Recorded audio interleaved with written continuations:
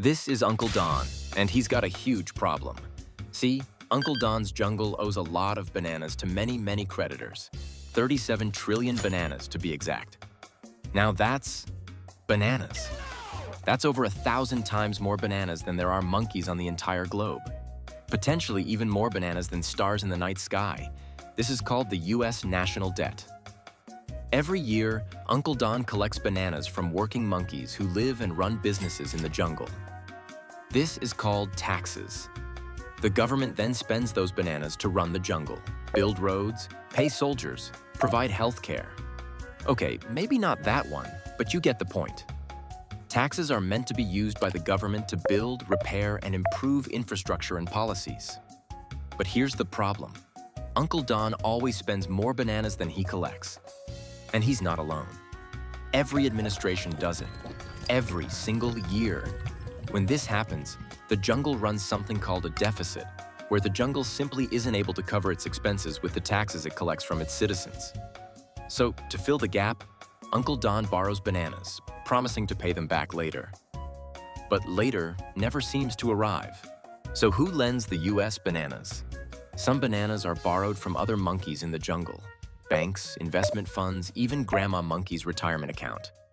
These are monkeys who buy something called treasury bonds. Little IOUs from Uncle Don that say, "Lend me your bananas now. I pay you back later with interest." But that's not all. A big chunk of bananas is also borrowed from foreign jungles. Panda's jungle, Pheasant's forest, and European bears are happy to lend bananas because they trust that Uncle Don usually pays them back. In fact, Panda alone used to hold over 1 trillion bananas in American debt. Why? Because the U.S. was seen as a safe place to park bananas. For now. So when Uncle Don borrows, it's not always from shady monkeys in trench coats. And for a long time, everyone's believed Uncle Don and the U.S. jungle would make good on their promise. But the stack of IOUs? It's getting very tall and very fast. But why does the debt keep growing? And why is this a problem? Borrowing bananas can't always be bad, right? Sometimes you need a little help to build something great, like a bridge or a hospital. But borrowing too many bananas for too long comes at a cost, known as interest. See, when Don racks up a huge debt, the monkeys who lend him bananas will charge an interest on the bananas he owes, which increases the longer the debt remains unpaid. So now Uncle Don has to spend billions of bananas every year just to pay interest, not the actual debt. It's like a snowball of debt rolling downhill, growing bigger each year as interest piles on. The longer it's left unpaid, the harder it is to stop.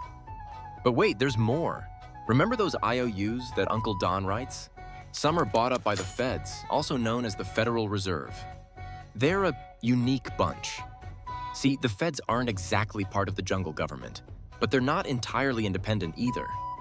And when the feds buy up these IOUs, it creates new bananas digitally, which makes it easier and cheaper for Uncle Don to keep borrowing bananas to keep the jungle running, allegedly.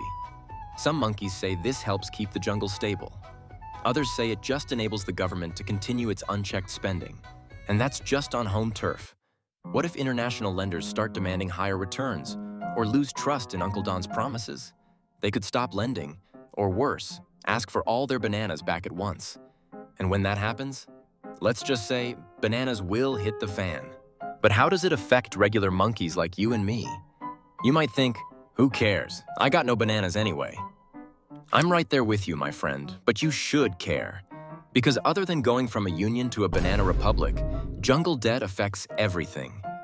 When the debt gets too high, Uncle Don has fewer bananas to spend on maintaining the jungle we live in, like schools, roads, hospitals, and electricity. That means higher taxes, less public spending, or both. It can also make the value of the banana, aka the US dollar, weaker. If lenders